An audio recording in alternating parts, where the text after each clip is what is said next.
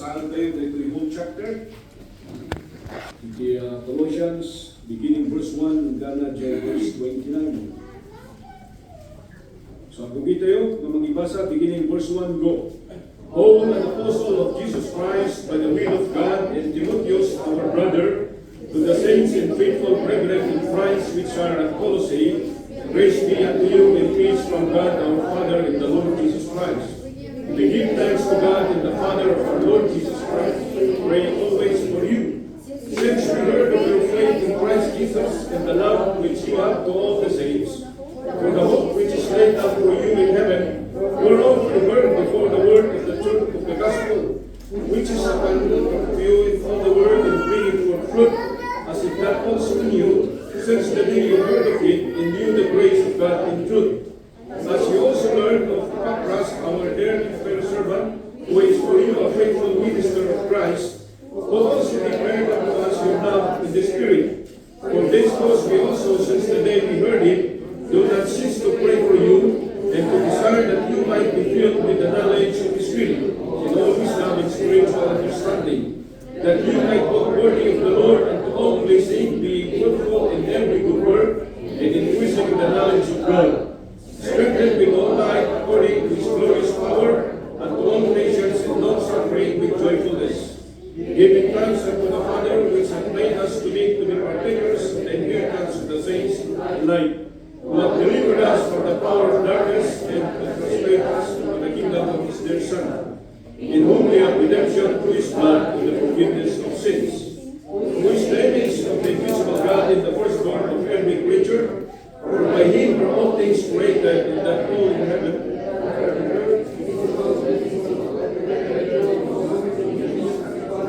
for powers, all things were created by him and for him. And he is before all things, and by him all things consist. And he is the head of the body, the church, who is the beginning, the firstborn from the dead, in all things that we might have the preeminence. For it pleased the Father that in him should all the fullness dwell, and hath made peace through the blood of his cross, by him reconciled all things unto himself. By him I say, whether they be the things on earth and the things in heaven. And you that for some time alienated and enemies in your mind by the wicked works, yet now have reconciled in the body of his flesh to death, to present him holy and unblameable. If you continue in the faith, grounded and settled, and be not walk away from the hope of the gospel, which you have heard and that we have preached to every creature which is under heaven, whereof I Paul made the minister, who now rejoice in my sufferings for you, and fill up that which is behind of the afflictions of Christ in their flesh, for his God's sake, which is the church. Whereof I am made a minister according to the dispensation of God, which is given to me to you, to fulfill the word of God, even the mystery which has been hid from ages,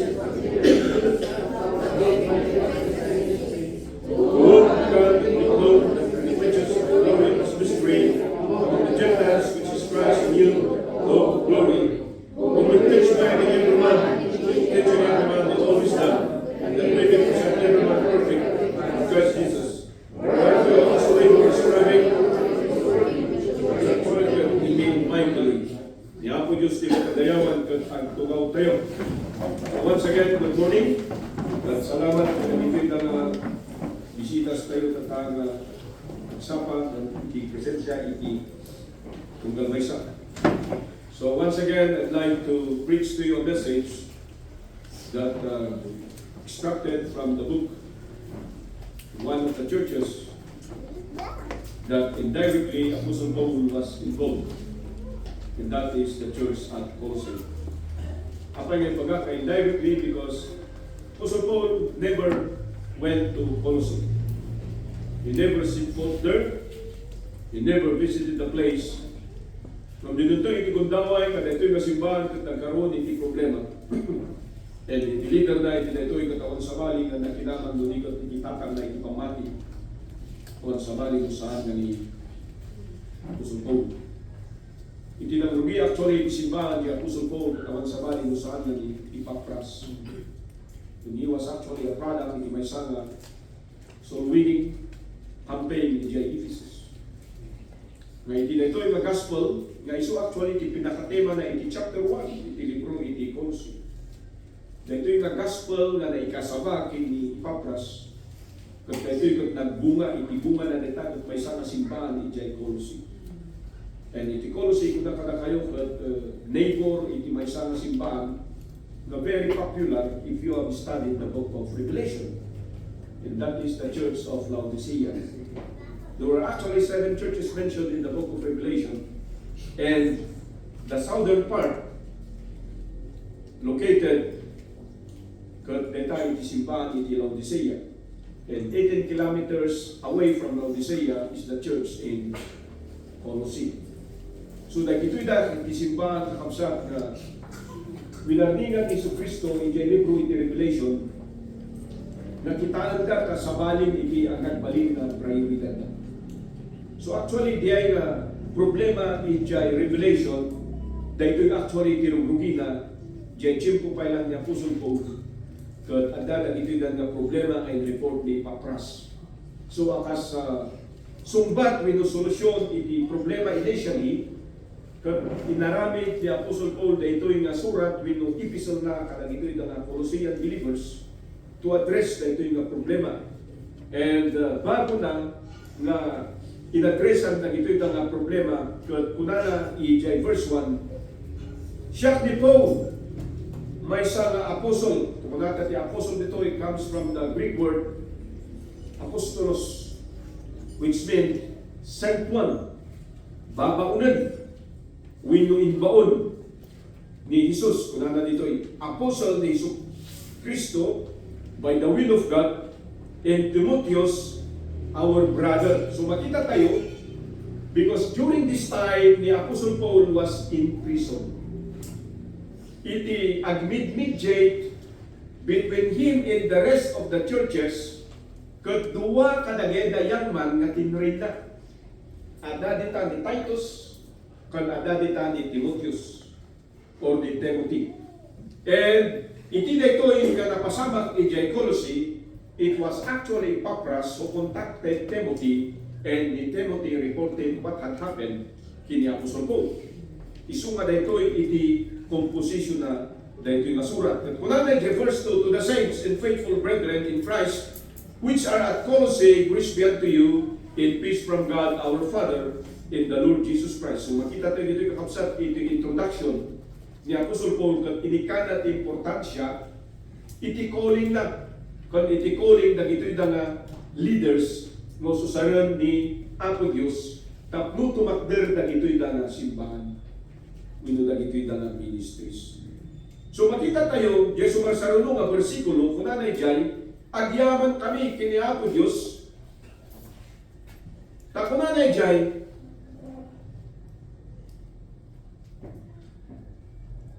the Father of our Lord Jesus Christ, praying always for you. So dito yung problema cannot be solved without prayer.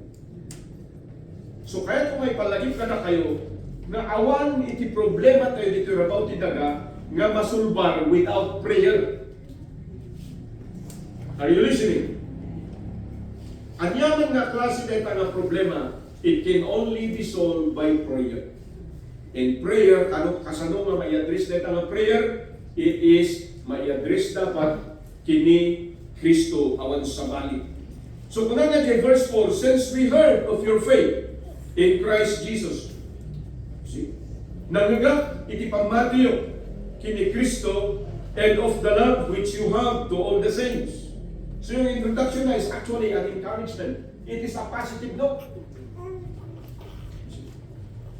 Bago na, ngayon kan iti priority, no anya iti solusyon ng ito'y na problema. Anya kan iti problema di simbahan iti Colossae. You cannot find it right away in chapter 1, but you can know it by reading chapter 2 and chapter 3.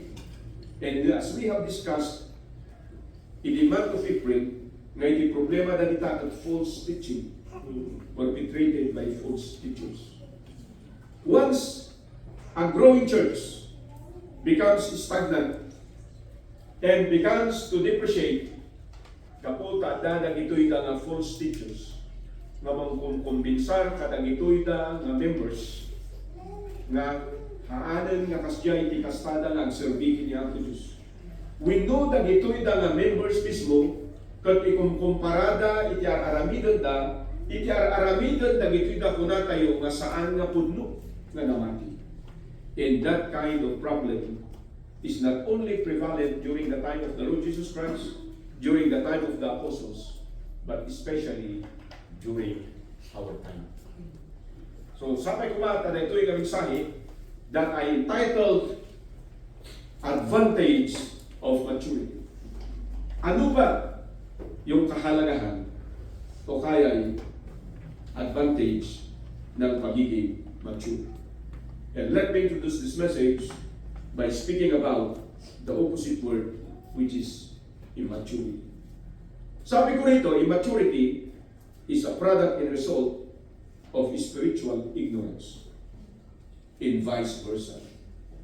Spiritual ignorance is a result and a product of immaturity.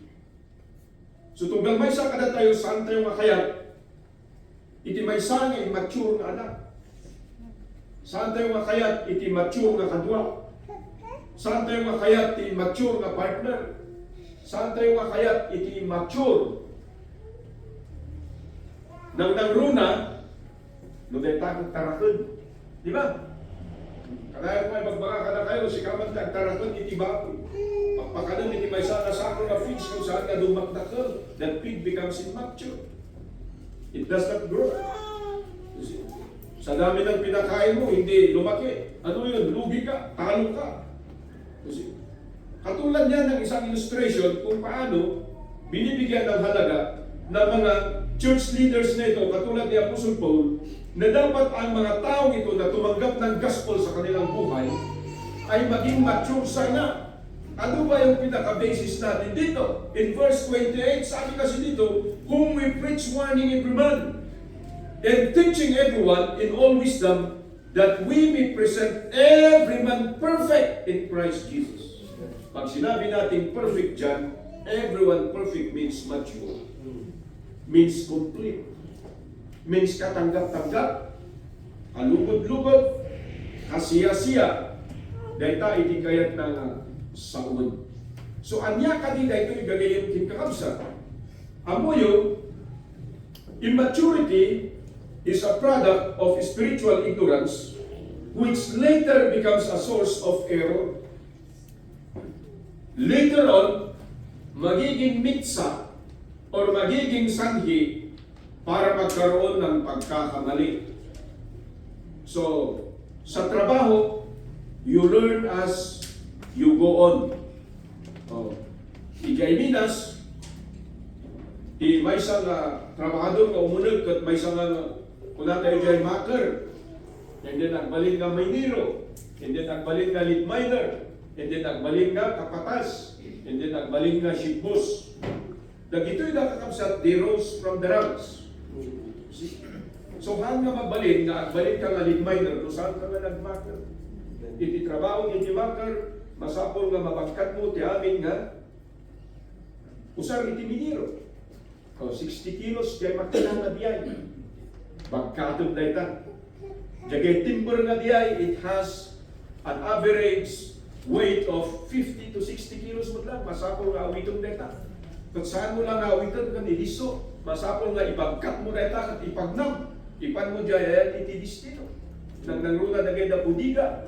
Ibudiga iti Minas kung saan nga nakatutok ijay destino nga pagkatrabahuan. Ang daday ijay, asip ijay, kung natin yung freeze airways. Mapan mo withdraw neta, awitong neta, ti trabaho ni Timakar, mababaon, ay parason, mababaon ng tinigiro. Bago ka ang biniro, dapat ang neta. Because once you do not know those things, and you will handle that position, you will be immature. Hindi mo alam pahalagahan. Isumay ti may isang miniro, nga makita na dyan, makar na. Example ko dito nga dito yung marigrigatan, tulungan na. Apay ay napadasa na gamit. Ngam no iti may isang biniro kung saan nga napadasa nga nagmakar, katawaan na dahil tao ito ay uyawon na apay ay because he does not have any idea about being a maker. Ano ang resulta niyan? Away, gulo. Walang resultang magandang ibubunga. Kaya, katulad yan ng illustration natin. Sabi ko rito, it becomes a source of error. And later on, become instability that leads to sorrow and regret. Another classic example. Sinasabi ng mga kabataan na kayo ay nasa tamang edad, na pwede kayong manligaw, pwede kayong magpaligaw, pwede kayong mag-asawa, pero sasabihin ko sa iyo, you are just immature. Ano ang bunga niyan? Masisira ang katawan mo, masisira ang buhay mo, kawawa ang magiging pamilya mo. Immaturity always leads to sorrow and regret. Ado iti young people na magibagbaga, no ko man nagsingsing puta, no ko man nag-eskwela. But why? Because they always think that they are mature enough that they can get married, that they can start a relationship, that they can bypass their studies. But later on, it becomes a problem in their life. At tulad din po yan sa ating spiritual life. So, dahil titalo ka puntos, nga kaya't ko maibingay tatangagsapa nga makita tayo dito. But before anything else, makita yun dyan, verse 1 hanggang verse 14, binigyan halaga po ni Apostle Paul kung ano yung dahilan bakit na-establish yung church doon, dahilan po sa gospel na dinala ni Epapras. At itong gospel na ito yung nagbunga, kaya na-establish at nagsimula yung gawain doon sa Colossae. Kaya nga sabi niya, kami nagagalak nung nabalitaan namin yung pananampalataya ninyo kay Jesus Christ. Any gospel apart from Christ is not gospel.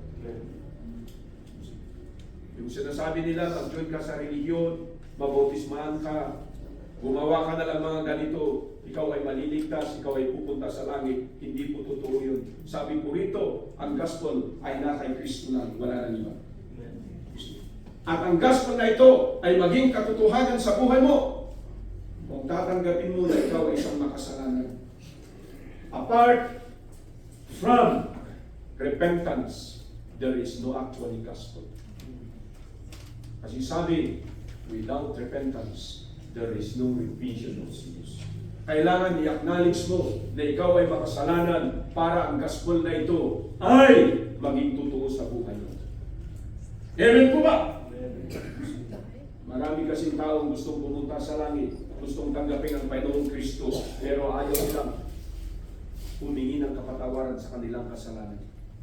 Ayaw nilang tanggapin na sila ay nagkasala. Kaya walang silbi yung kamatayan ng Panginoong Kristo sa krus ng Kalbaryo. Bakit? Kasi hindi daw sila nagkasala. It cannot be. He died for our sins. That's what the Bible says. And His blood was shed that washes again our sins. It's only sin that brought my Christ in the cross of Calvary.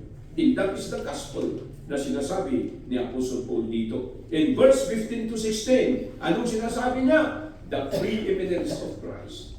Ipinipilit niya dito na yung maturity natin dapat nakasalalayan sa pagkakaalam natin kung sino itong tagapagligtas na ito. Yung maturity natin sa church, titibay yan the more you know and understand about this Christ who died in the cross of Calvary. Amen. At pag nangyari ito sa buhay mo, mayroon pong tatlong bagay na magiging advantage. Paulit-ulit yan na na-mention in verse 15 hanggang verse 29. We do not have time to go there, and I have only barely 15 minutes to deliver this 3-point message. Point number one is mastery over enemy. Mastery over enemy. Pag sinabi natin mastery over enemy, maraming nagsasabi, ang may kaalaman ay palaging nakakalamang. Tama ba yun? Ang may kaalaman ay palaging nakakalamang. Ibig sabihin, yung marunong ay talagang advantage. So is mature. Pag mature ka, mas matibay ka. Pag matibay ka, nakakalamang ka. Pag marunong ka, nakakalamang ka. Kaya nga sabi ko rito sa point number 1 natin, This means deliverance from the power of darkness. Na ito ang content actually ini-introduce ni Apostle Paul, yung actually body ng kanyang mensahe patungkol dito sa naging problema ng mga churchgoers, ng mga mananampalataya sa Colossae. Kasi before they were so faithful. And then later on, as the years passes by, instead that they will grow mature, nagiging immature sila. Dahilan dyan kung bakit naniniwala sila sa mga iba-ibang katuruan na hindi naman nahango sa gospel ng Panginoong Kristo. Na hindi naman totoo. Pag inahilintulad sa pananampalataya na sinabi ng Panginoong Kristo na ay ni Apostol Paul na kanyang tinanggap sa pamamagitan ng kanyang tagapagligtas na si Pangulo na walang iba kundi ang Hesus Kristo. Na itong sabi niya ay tinanggap din ni Epaphras na nasa buhay din ni Timothy. Kasi sabi dito in verse 6, which is common to you as it is in all the world and bring it forth fruit as that also in you since the day you heard of it in you the grace of God in truth. So mastery over enemies, ibig sabihin nito ay ang pagkakaroon ng bunga. Ang buhay natin bilang isang mananampalataya, listen here.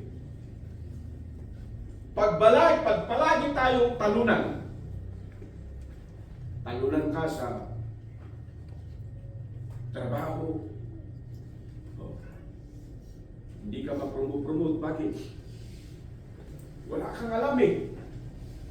Pero iba na ngayon, yung nagsisip-sip siya na napupromote, di ba?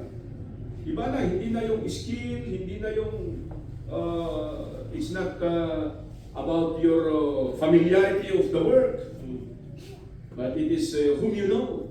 Yun na ang popular ngayon, yung connection, yung cloud. Pero sa Biblia, hindi po ganyan. It is how you know the Lord Jesus Christ. It's always. If you are connected to Him, you will have mastery. Yan. Sa power of darkness. Deliverance. Kaya sabi ko dito, enemies are very subtle. Alam nyo ba yun? Yung kaaway natin ay actually, he does not appear as an enemy. The devil does not appear as a devil. He appears as a friend.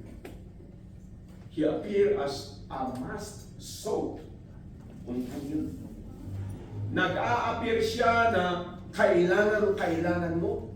Nag-a-appear siya na napakasarap at napakatamis. Kaya sabi ko sa inyo, ang kasalanan never appear as evil.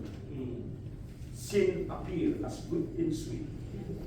When you fall into it, you know that you have been tricked. Because our enemy is not only subtle, he is very tricky. Very tricky ang kaaway natin. And without maturity, we cannot recognize this enemy.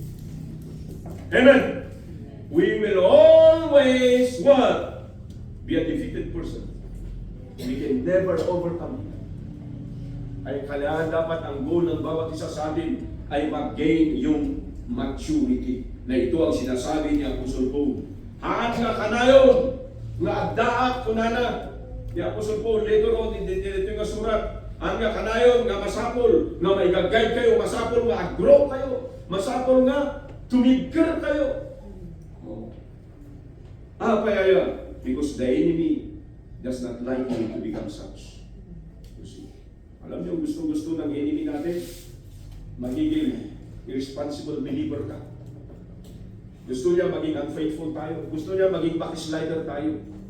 Pero gusto kong sabihin sa bawat isa, though you are always inside the church, but still you are a backslidden person. Don't you know that?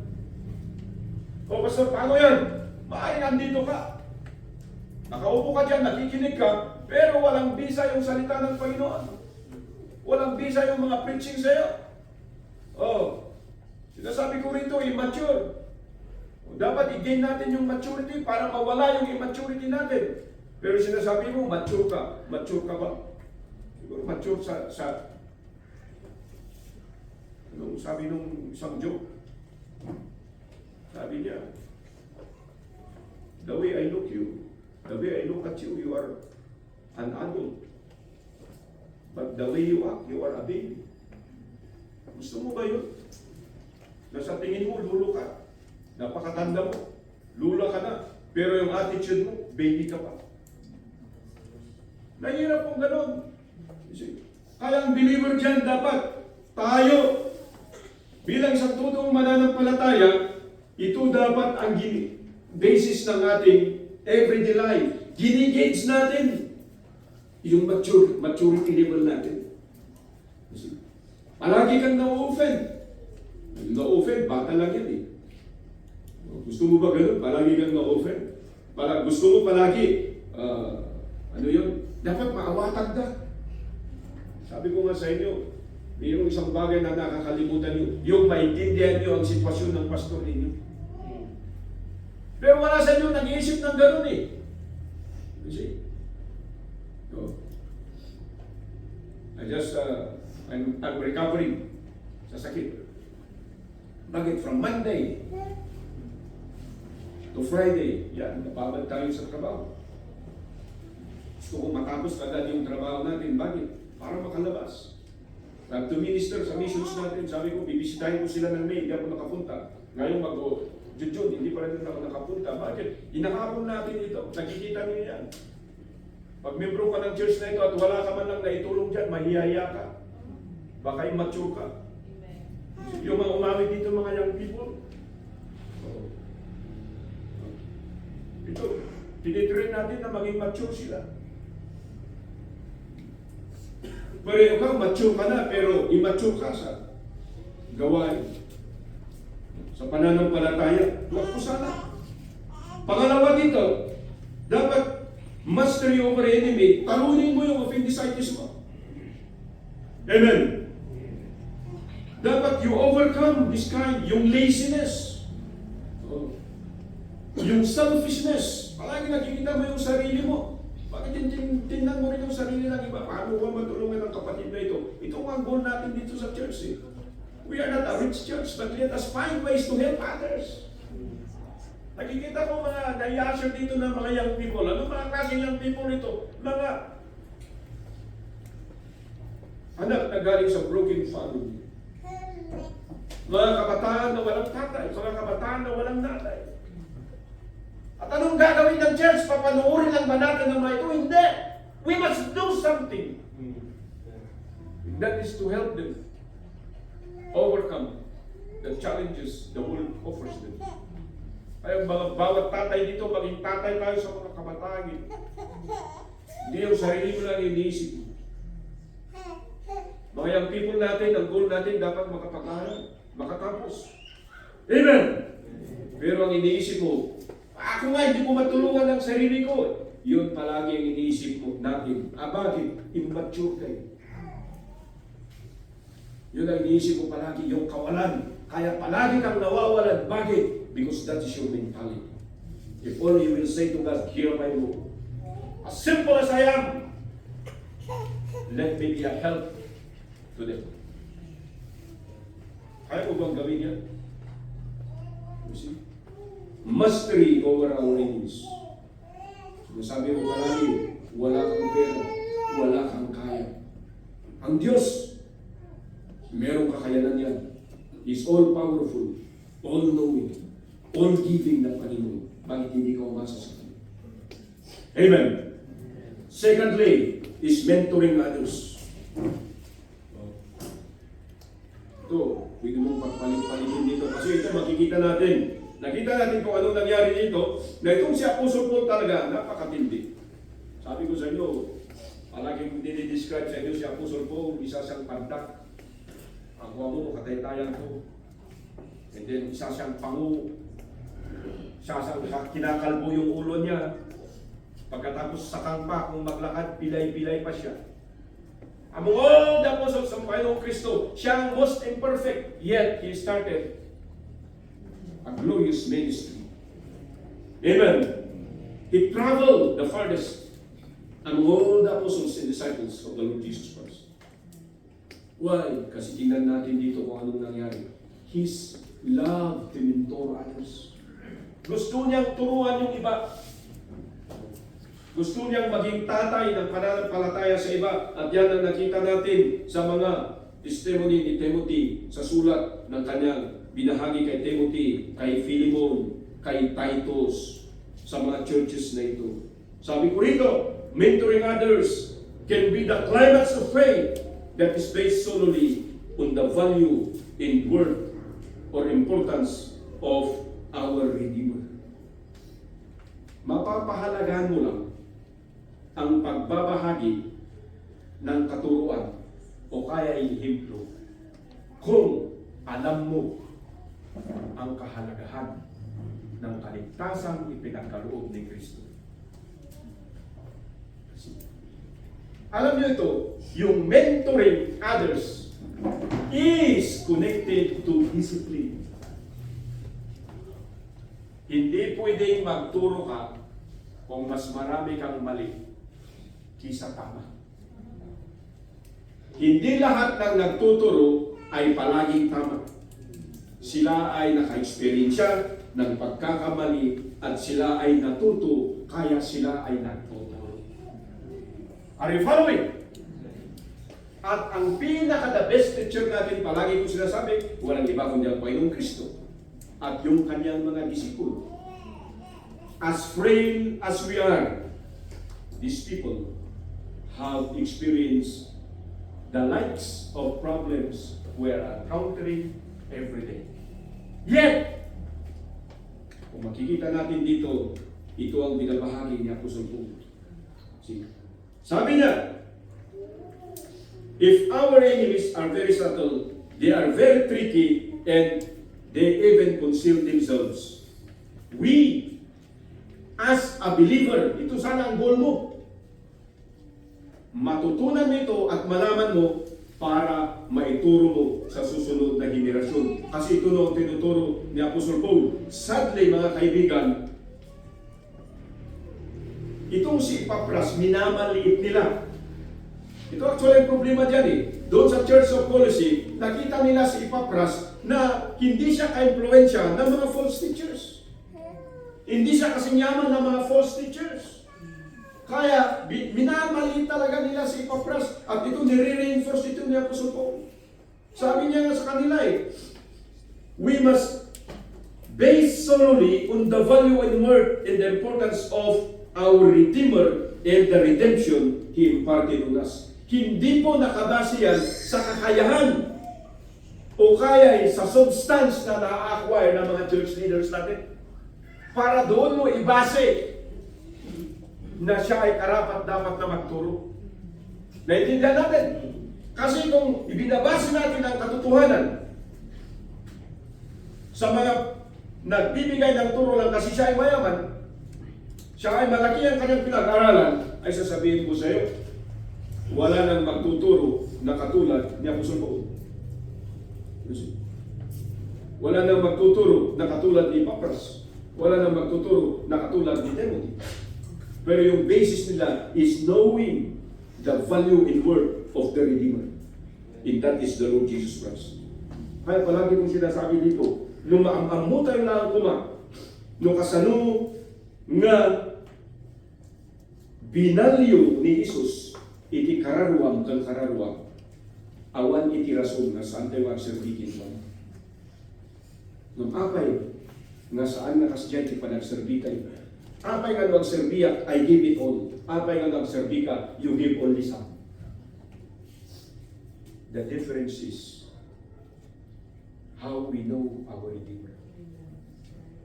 And we can never mentor others. Hindi natin matuturuan ang ating anak, hindi natin matuturuan ang coming generation. Maaring turuan mo sila kung paano maging minero. Maaring turuan mo sila paano maging inhinero. Maaring turuan mo sila kung paano maging professional. Pero ang maging isang totoong Kristiyano, hindi mo may babahagi. Bakit? Kasi hindi yan ang naging buhay mo. Are you following? Pero pag ang naging buhay mo ay umaayon dito sa salita ng Diyos, I tell you, sabi ni Apostol Paul, you will bear fruit. Na yung pananampalataya na nasa sa inyo ay magiging fruitful. magiging productive. Isa sa maging produkto niyan ay hindi ka kailanman mahuhuyo ng mga false teachers na ito na katulad din ng ating lesson sa ating Sunday School. Sabi ko rito, apart from Him, apart from our redemption, apart from our Redeemer, pag hindi kasi natin nabigyan halaga ito, hindi natin alam kung tayo talaga iligtas. Kung itong nagligtas sa atin ay siya talaga, Jesus ba talaga o hindi? Andito ka sa church, andito ka sa isang, sinasabi natin, pananampalataya, bilang isang fanatic lang. Alam niyo ba yung fanaticism? Bakit ang daming churches sa balat ng lupa, ang daming religion? Kiniklaim nila may pananampalataya sila, pero kanino nakasanala yung pananampalataya nila? Kay Kristo ba? Hindi. Sa founder, sa doktrina. And this leads to fanaticism. Mag-ingat po tayo kasi maraming ganyan sa loob ng church ng Panginoong Diyos. Are you listening? Kung bakit hindi ka nagtatagal because you are not only a false believer, you are just a fanatic. At mag-ingat po tayo. Kasi sabi ko rito, fanatic means devotion without conversion. Devotion, you are devoted but you are not truly converted. It all starts from knowing your Redeemer and the value of the redemption He provided for you. That's the only way you can mentor others. So kung uray ko nagligat, uray ko nakasano ka nga kabisi, you will always take the side of God as a priority. Mas lalagay ang kipon tayo. Pakanayon ko ay magbaratin yada. Oh. Isiskwila ka. Nadunga, kagtrabaho. But don't you ever forget your Bible reading. Don't ever forget your prayer life. Don't ever forget going to church. Bakit? Pag nakalimutan mo kasi ito at sinasabi mo na busy ka, diyan magsisimula na papasok ang kahinaan ng ating pananampalataya. Doon mawawala tayo sa sirkulasyon ng isang faithful believer. Kasi yung last point natin, first point, mastery over enemy. Second point is mentoring others. And last point is ministering faithfully. Ministering faithfully, our walk is based on our knowledge of God and understanding of His will. Palagi yan, ibinabalik sila ni Apostle Paul. Kasi sabi niya, He is the image of the invisible God, the firstborn. At sabi niya sa verse 21, "And you that were sometimes alienated and enemies in your mind by the wicked works, yet now hath He reconciled." See? Ito yung background mo. Dito ka nang galing. Pero magpasalamat ka sa ginawa ng Diyos sa buhay mo. Wala nang dahilan para hindi ka magsilbi sa Diyos na ito. Ito ang sinasabi ni Apostle Paul. Kaya ito, sana yung ministering natin, dinagdagan ko yan ng qualifying words, faithfully. Nagmi-minister ka ba pero walang pananampalataya? Pwede ba yun? Pwede. Yung sumasama ka ba na hindi mo alam ang dahilan? Pagkatapos pag andun ka, pagod ako, nagko-complain ka. Ito yung sinyalis ng mga tao na hindi faithful sa mag-minister ng Panginoon. Dapat alam mo na merong palaging self-sacrifice sa pagsilbi sa Diyos. Selflessness. Pero pag magsilbi ka sa Kanya, sabi nga niyan, nung sinend na nga yung disciples niya doon sa Book of Matthew, anong sabi niya? I send you as